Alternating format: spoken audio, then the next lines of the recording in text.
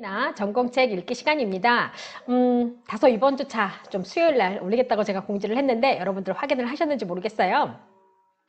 자, 우리가 지금 이 메타인지 바로 이 생각의 기술이라는 거를 계속 읽어와서 제가 지금 봤더니 이제 뭐 중간에 이제 뭐 5개 항목 정도씩 중에 각 장별로 보통 한 4개 내지 5개 정도의 내용이 들어있는데 또 그 안에 각각 또 하부 구조들이 있었고요. 근데 어쨌든 요거 남았어요, 여러분. 그쵸? 요 정도밖에 안 남았어요. 그래도 책 한 권을 읽으면서 뭔가 나의 어떤 그런 멘토 같은 느낌, 혹시 이런 거 좀 받지 않으셨나 모르겠어요. 그리고 우리가 이 메타인지라는 것이 생각해보면 AI가 해주는 것도 아니고, 뭐 누가 대신해주는 것도 아니고, 내가 해야 된다라는 거를 여러분들이 좀 느끼셨지 않을까 싶은 생각도 들고, 결국은 끊임없는 자기 집중, 관심, 이런 것들이 아닌가 싶어요. 사실은 여러분들 학과에 제가 이 전공 세미나 시간 중에서 전공책 읽기 말고 전공 워크숍 시간이 있어요. 거기는 이제 제가 주로 이제 AI라던가 뭐 직업에 관련된 거라던가 여러분들 전공에 맞춰서 이제 나름대로 기사를 찾다 보니까 그런 내용들을 많이 이제 찾았어요. 뭐 사라질 일자리, 그다음에 뭐 앞으로 IT 쪽에서도 ICT 쪽에서도 어떤 종류의 자격증, 이번 주차 같은 경우는 어떤 종류의 자격증들이 뭐 이제 변화돼서 필요한지 뭐 이런 거를 했는데 지난 주차에 이제 보면 그 AI 시대에도 우리가 창조적이고 가치 있는 거를 할 수는 있다. 차이점 있게. 그러면서 자기 자신에 대한 어떤 집중, 이런 것들을 많이 강조를 하더라고요. 그래서 앞으로는 이 AI랑 차별되는 게 결국은 이 인간만이 갖고 있는 고유의 감성을 가지고 뭔가 접근하는, 그러니까 이런 것들이 필요하지 않을까라는 생각이 들면서 저는 이 메타인지가 사실 생각해보면 내가 만드는 거인 것 같아요. 이건 AI가 만들 수 있는 것도 아니고 내가 만드는 것이 아닌가.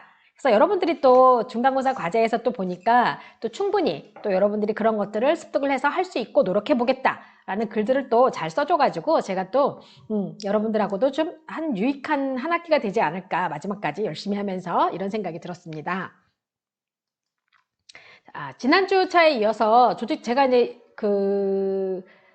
강의 기획서를 살짝 좀 당겼어요, 내용을. 자, 그러다 보니까 지난 주차에 조직적 메타인지를 높이는 5가지 방법 중에서 앞부분을 했고, 뒷부분을 좀 다룹니다. 근데 이제 5가지가 있는데, 그 중에서 이제 일단은 마지막 한 개만 빼고 4개 정도는 다 다루게 돼요. 그래서 여러분들이 그 조직적인 메타인지를 높이는 방법들을 좀 알면 좋지 않을까. 그리고 여러분, 가끔 여기에 보면, 이 책에 보면, 뭐 CEO의 관점이나 윗사람의 관점이 나올 때가 있어요. 근데 여러분 언제까지 밑에만 있을 거 아니잖아요. 여러분들은 그 자리에 가셔야죠. 그 자리에 가기 위해서 미리 연습도 하고, 내가 저 위에 가면 이런 사람이 돼야 되겠구나 라는 생각들을 좀 하실 필요가 있을 것 같아요. 그래서 제가 아는 분 중에 이제 경영학, 특히 이제 마케팅 전공하시고 제 이제 아는 동생이에요. 아주 친한 동생인데 그 동생이 이제 지금 미국에 있는 캘리포니아 스테이트에서 이제 지금 경영학과 이제 마케팅 교수를 하고 있어요. 한국인으로서, 특히 여자가 한국인으로서 그 국내 박사. 물론 이제 석사는 미국에서 했죠. 그리고 영어도 잘하고 그 대신 이제 박사를 국내에서 했는데 국내 박사이면서 해외 대학에, 그것도 칼스테이트에, 캘리포니아 스테이트 엄청난 대학교에 그 교수로 간다라는 것 자체가 굉장히 진짜 그거 기적인 거예요. 그래서 그 주간조선이나 이런 그 경제 매거진에도 인터뷰까지 했었어요. 근데 이제 저랑 아주 친한 동생인데 이제 미국에서 이제 저는 정착할 줄 알았더니 퇴직을 하면 한국에 올 거래요. 그래서 저한테 주기적으로 톡을 해요. 언니 나랑 놀아줘야 돼. 언니 나랑 놀아줘야 돼. 이러면서. 자, 그래서 제가 이 얘기를 왜 하냐면 이 친구가 굉장히 그 해외 대학에 있는 그 교수로 가기 위해서 모든 해외 학회를 다니면서 굉장히 조직적으로 아주 정말 잘 준비를 했어요. 그러면서 그때 그 친구가 뭐라 그랬냐면 경영학을 가르치는 학생들한테 딱 그 얘기를 한대요. 언제까지 밑에 있는 직원으로 있을 거냐? 경영자의 마인드를 가져라. 언제까지 네가 밑에만 있을 것 같냐? 위로 올라가서 경영자의 마인드로 이 경영을 공부해라. 이런 얘기를 했다 그러더라고요. 맞는 말인 것 같아요. 그래서 여러분들도 이러한 내용들을 보면서 언젠간 내가 저기 위에 가서 이렇게 컨트롤할 수 있을 때 정말 메타인지가 발달될 리더가 돼야 되지 않을까? 가끔 이제 여기 리더 역할들 나오잖아요. 그런 것들을 여러분들이 좀 경험해 보시는 것도 좋을 것 같아요. 그래서 이번 주차 이제 차시 같은 경우는 사실관계나 노하우, 시각차 중 무엇이 문제인지 살펴보는 거, 그리고 과정을 통해서 배울 수 있는 체계를 만들어라인데 이게 굉장히 중요하더라고요. 근데 저도 경험해 보니까 중요한 게 맞아요. 자, 사실관계의 시각차 중 무엇이 문제인지 살펴봐라 라는 거에 있어서는요. 언쟁이 벌어지는 이유를 알아야 돼요. 그러니까 서로 차이가 나니까 언쟁이 벌어지겠죠? 자, 그리고 사실관계나 노하우나 시각차를 알면 회의가 효율적이라는 거죠. 사실 우리가 그걸 몰라서 다들 싸우는 거겠죠. 자, 언쟁이 벌어지는 이유는요. 자, 여기 제가 포털 설문의 예를 들어 놓으셨는데, 이번 주차는 제가 이렇게 강의 정리를 좀 해서 여러분한테 보여주려고 PPT에 담으려다 보니까 예시가 많아가지고 PPT 만들기 힘들더라고요. 자, 포털 설문의 예를 이분이 들으셨는데, 자, 여기 보면, 오래전에 한 취업 포털에서 이제 설문을 했는데, 업무 중 싸워본 적이 있냐라는 질문에 압도적으로 동료랑 상사래요. 저도 이런 경험은 있어요. 저도 상사랑도 싸웠어요. 동료랑도 좀 티격태격하고, 근데 이제 동료보다는 저는 상사랑 좀 많이 부딪힌 적도 있었고. 자, 그런데 그것이 업무에 대한 충돌. 근데 정말 지금 생각해 보니까 서로 관점이 다르고 우선시하는 게 다른 거예요. 그러니까 저는 이게 우선시되다고 생각하는데 저분은 그게 아닌 거죠. 근데 제가 지금 세월이 흐르면서 생각해보고 이 책을 읽으면서 느낀 건 그분은 윗사람의 마인드의 시각인 거고 저는 아랫사람의 제 업무적인 측면에서 난 이게 급한데 라는 그런 관점이었던 것 같아요. 그래서 70% 이상이라네요. 여기 지금 보면은 막 화나고 있죠? 네. 그래서 이렇게 설문의 예를 했는데 언쟁이 벌어지는 이유도 모르고 서로 싸우면 안 되잖아요. 자, 그래서 이 필자가 말을 하기를 이 업무에 대한 이 언쟁이 벌어지는 것도 업무에 대한 열정이라고 판단을 한대요. 그건 좀 맞는 것 같아요. 제가 생각해도 열정이 있으니까 서로 자기 걸 주장하는 거겠죠? 자, 그러면서도 여기 거슬리는 커뮤니케이션 스타일을 갖고 있는 사람이 있다라는 거죠. 있어요. 꼭 있더라고요. 아주 그냥. 여기 중에 누군지 한번 우리 찝어볼까요? 먼저 딴 데 보고 있어. 까칠해. 뭐 이런 거 있어요. 자, 그런데 이분이 그 언쟁을 하는 거에 3가지 사례가 있대요. 이유가 첫 번째, 사실관계에 대한 인식 차이. 자, 우리가 보통 어떤 사건이나 케이스를 놓고도 저도 경험을 해보면 이 사실관계에 대해서 누구는 심각하게, 누구는 심각하지 않게 또 그렇게 생각을 하다 보면 인식 차이가 생기겠죠. 그리고 노하우에 대한 인식 차이. 자, 어떠한 사건이 발생해서 해결을 할 때 누구는 A라는 노하우를 갖고 있어서 그걸로 하면 될 것 같고, 근데 자기가 볼 땐 B라는 노하우를 갖고 있는 사람은 이거는 경험해 봤을 때 A라는 방식으로 안 돼. B밖에 안 돼. 그러면 서로 그 노하우를 가지고 뭐 싸우겠죠. 자, 그리고 문제를 바라보는 시각도 별거? 이런 식의 생각? 그런 식의 어떤 차이점을 가지게 되면 언쟁을 하게 되는데 결국은 차이예요. 다 결국은 우리가 차이, 서로 다른 것, 그런 것 때문에 사실 싸우는 거죠. 그쵸? 그래서 사실관계에 대한 인식 차이는 업무 담당자가 아니면 정확히 알지 못하는 사실관계에 대해서 오해가 발생한다는 거죠. 그건 맞아요, 진짜. 예를 들어서 제가 이제 업무 담당자예요. 근데 이제 업무 담당자가 아닌 사람이 이걸 왜 이렇게 했어라고 오해를 한 거죠. 그래서 뭐라고 했어요. 그런데 담당자 입장에서는 다 그만한 이유가 있었던 거죠. 그래서 저도 언제부터인가 가끔 뭔가를 하기 전에 이 말을 해요. 이유가 있겠지.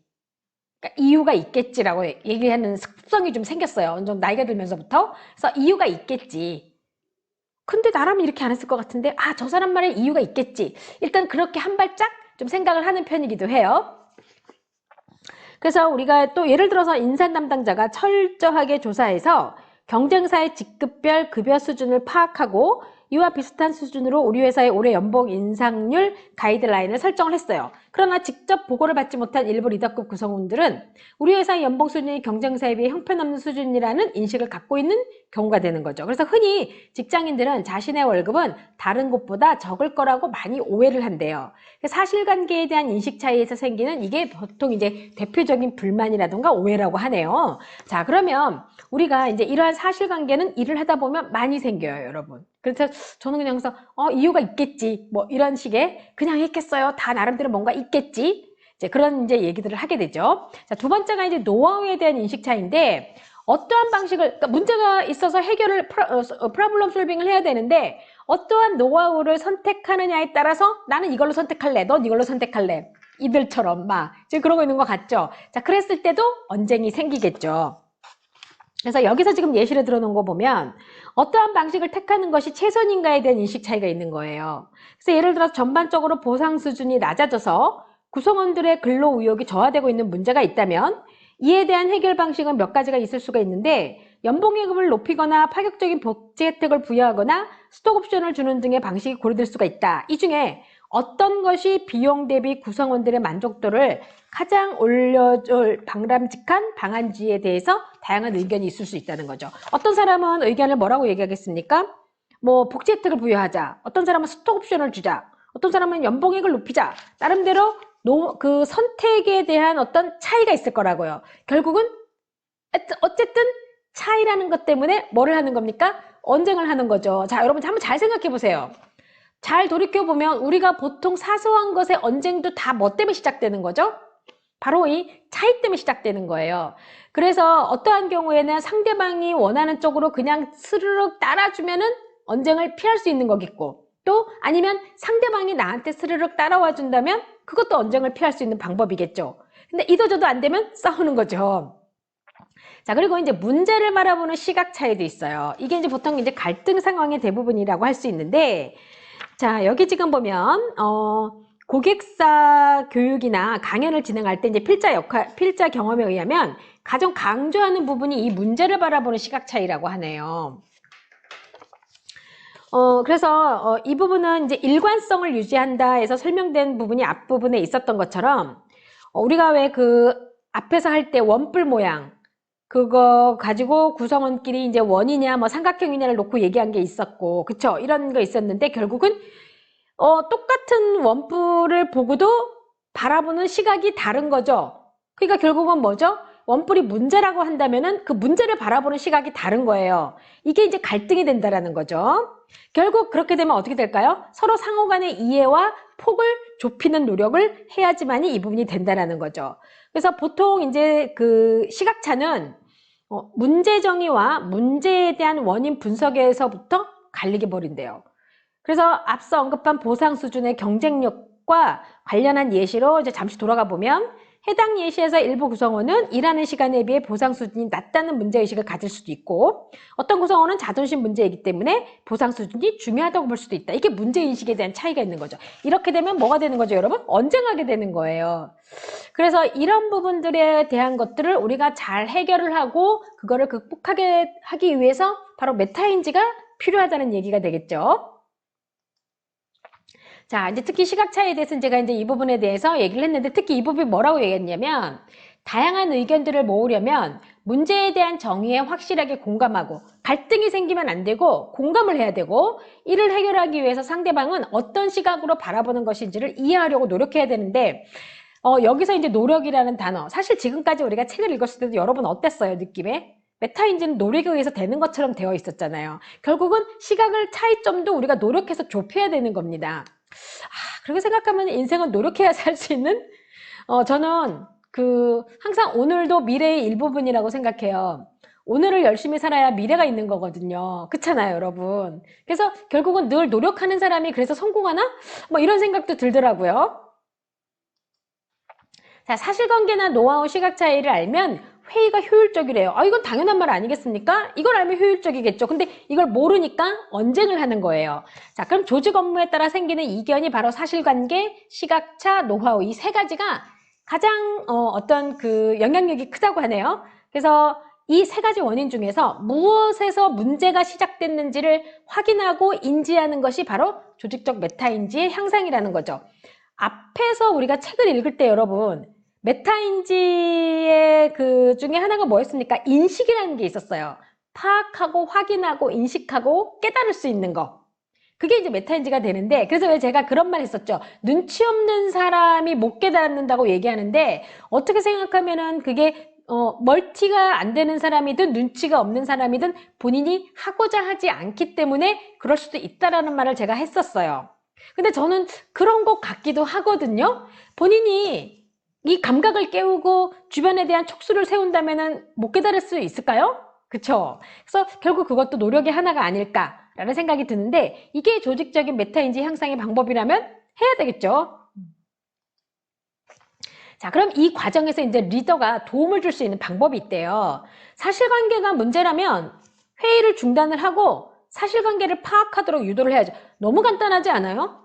별거 없어요. 사실관계에 대한 차이가 있어요. 그러면 어떻게 해야 되겠습니까? 서로의 사실관계를 파악하도록 유도를 해야 되겠죠? 그래서 하나의 쟁점으로 모이도록 해야겠다는 얘기인 거고, 노하우에 대한 인식 차이가 있다면 객관적인 전문가의 조언을 얻어라. 즉, 그 그룹 내에서 노하우의 차이가 있어요. 자, 그러면 이때 누가 필요한 겁니까? 컨설팅이 필요한 거예요. 그래서 이쪽 분야의 전문적인 전문가의 조언을 얻어라라는 얘기인 거죠. 이게 이제 리더가 할 수 있는 방법입니다. 자, 여러분이 이제 여러분 리더가 돼야 되지 않겠습니까? 여러분들도 나중에 리더가 될 거예요. 그러면 여러분들이 해야 될 일이 바로 이런 거가 되는 거죠. 단, 리더가 되는 데까지에는 여러분들도 메타인지가 발달되면서 그 조직 내에서 여러분들이 승진을 하는 과정이 필요하겠죠. 근데 뭐 내가 꼭 뭘 해서 승진? 뭐 이렇게 생각할 수 있겠지만 그래도 사회는 승진이라는 구조가 있어요. 그리고 그 제도를 내가 열심히 노력하면 얻는 거기 때문에 여러분은 하셔야 되는 겁니다. 자, 그리고 시각 차이가 발생하면 문제 정의와 원인에 대한 시각부터 일치시켜라. 이거 너무 당연한 거 아니에요? 자, 제가 이걸 읽다가 보면서 느낀 게 뭐냐면, 이분이 제시하는 게 뭐냐면 너무도 간단하면서 참 실천하기 힘든 거예요. 그러니까 시각 차이가 발생해서 문제 정의와 원인에 대한 시각부터 일치시켜라 이랬는데, 이걸 정리하다 제가 어제 무슨 생각이 들었냐면, 너무도 간단한 거, 야, 안 되면 돼. 안 되면 하면 되지. 그런 거 있잖아요. 그런 느낌인데, 왜 이게 사람들한테 이런 걸 주장을 하는 걸까요? 사람들이 고집을 피우거든요. 안 바꾸려고 하거든요. 그리고 나는 현재의 상태가 좋기 때문에 받아들이지 않으려고 하거든요. 그래서 저는 여기서 여러분들한테 드리고 싶은 말씀이, 우리가 열린 마인드라는 말 하죠. 좀 스펀지 같은 느낌? 그래서 스펀지처럼 좀 쭉 빨아들이고 흡수할 수 있는, 그리고 나중에 그 물을 짜버릴 때는 필요한 물은 남기고 필요 없는 물은 버릴 수 있는 어떤 그런 인지적 능력을 좀 여러분들이 가지면 좋지 않을까라는 그런 생각이 들더라고요.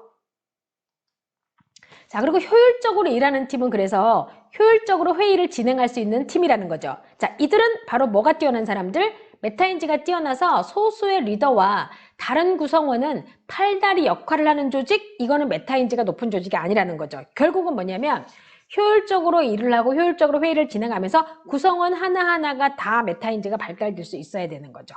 결국 한 명의 리더가 필요한 게 아니고 각자의 메타인지가 발달된 사람이 필요한 겁니다.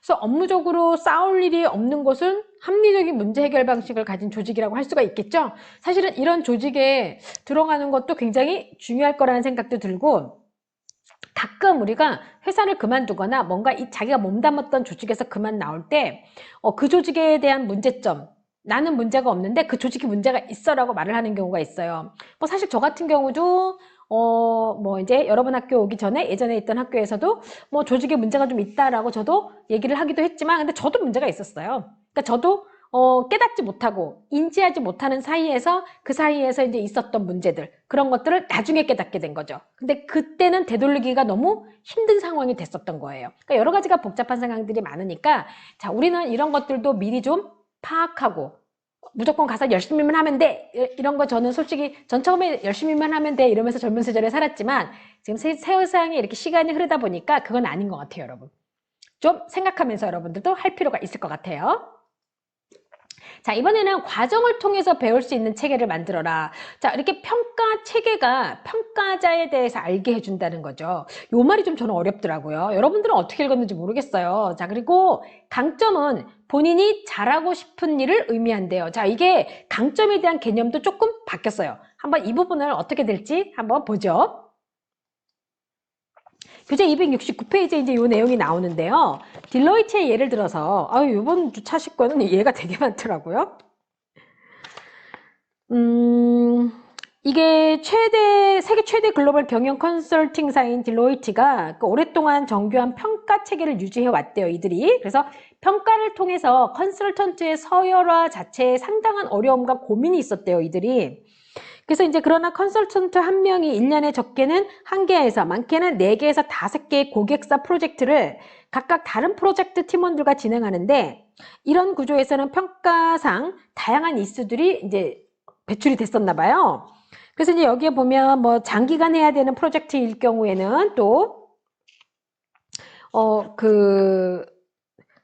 아무래도 장기 프로젝트의 경우는 어떻겠습니까? 해당 프로젝트의 맥락을 모르는 다른 사람이 이를 평가할 수도 없겠고, 또 짧은 프로젝트의 경우에도 한결같이 또 좋은 평가를 주거나 비슷한 개선점을 지적하면 평가상에 큰 메리는 없지만 현실은 또 늘 그렇지가 않다라는 걸 얘기를 했어요. 그래서 여기에 지금 보면은 현실에서는요, 지금 270페이지 중간에 보면 고객사의 만족도라는 주관적인 어떤 결과가 또 다른 변수로 고려되면서 앞에 이제 설명했던 부분 여러분들이 책을 읽었을 거예요. 그래서 위에 설명한 내용보다 평가가 훨씬 복잡해진다라는 거죠. 그래서 결론적으로 평가를 통한, 여기서 이제 제가 얘기하고 싶은 게 이거예요. 평가를 통한 컨설턴트의 서열화 자체에 상당한 어려움과 고민이 생긴다라는 거예요.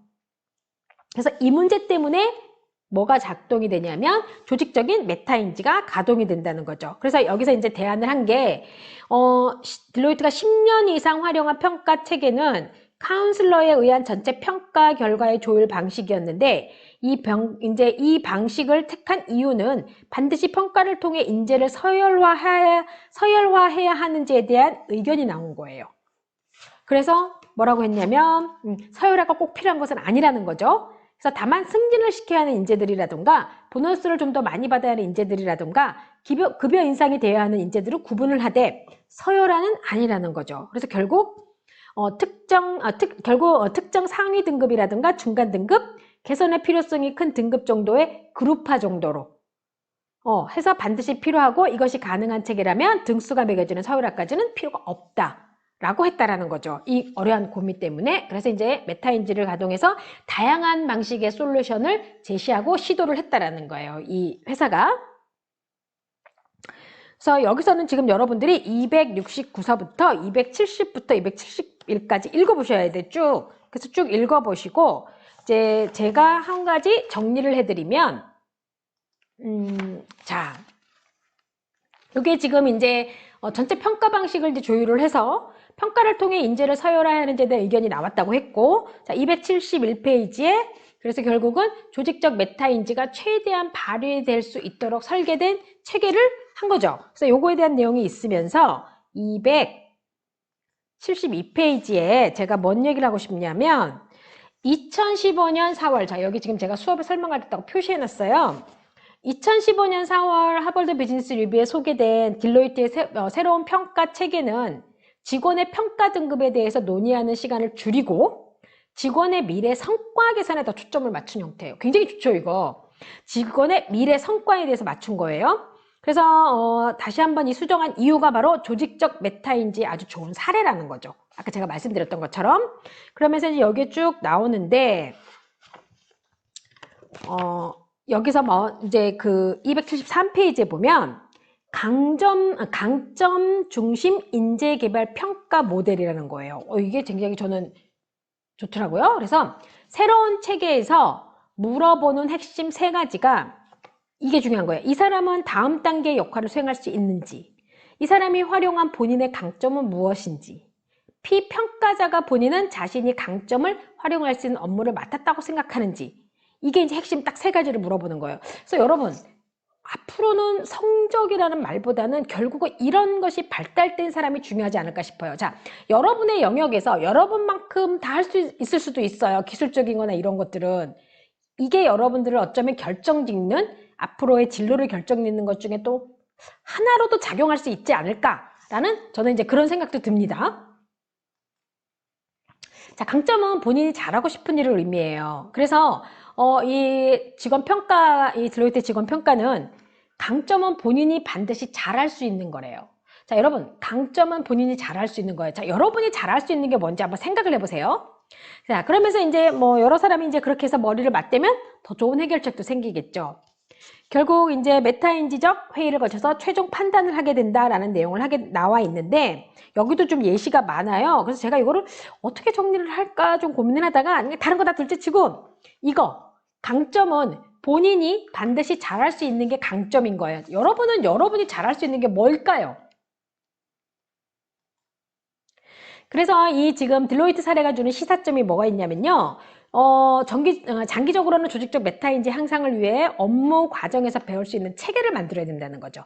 그러면서 이제 조직 구성원 본인이 희망하는 업무를 수행하고 있는지, 그리고 무엇을 잘하는지 알 수 있는 피드백을 받은 적이 있는지, 그리고 무엇을 더 잘할 수 있는지에 대한 도움이 되는 피드백을 받은 적이 있는지, 그 부분에 대한 내용이 이제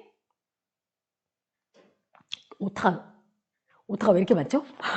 이게 이제 이게 이렇게 되랬죠, 이게? 이런. 이건 아니에요. 네. 자, 그래서 무엇을 더 잘할 수 있는지에 대한 도움이 되는 피드백을 받은 적이 있는지. 이게 이제 여기서 이제 중요한 어떤 포인트가 된다고 할 수가 있겠죠. 자, 지금 여기서 필자가 언급하는 거는 강점의 관점에서요, 여러분. 자, 강점이 뭐였습니까? 본인이 잘할 수 있는 거라 했어요. 자신이 잘하는 것이 무엇이라고 여러분은 생각하십니까? 혹시 자신의 강점이라고 판단되는 것을 여러분 올려주세요. 자, 이번 주 토론자도 올리지만은요, 그 외에 내가 의견이 있는 사람은 올려주세요. 그러면 제가 피드백을 드리도록 하겠습니다. 자, 그래서 나의 강점을 잘 파악하는 거 중요한 것 같아요. 결국 이게 뭐죠? 내가 무엇을 잘할 수 있고 무엇을 못하는지를 알자라는 거랑 맥락이 같다고 할 수 있을 것 같아요.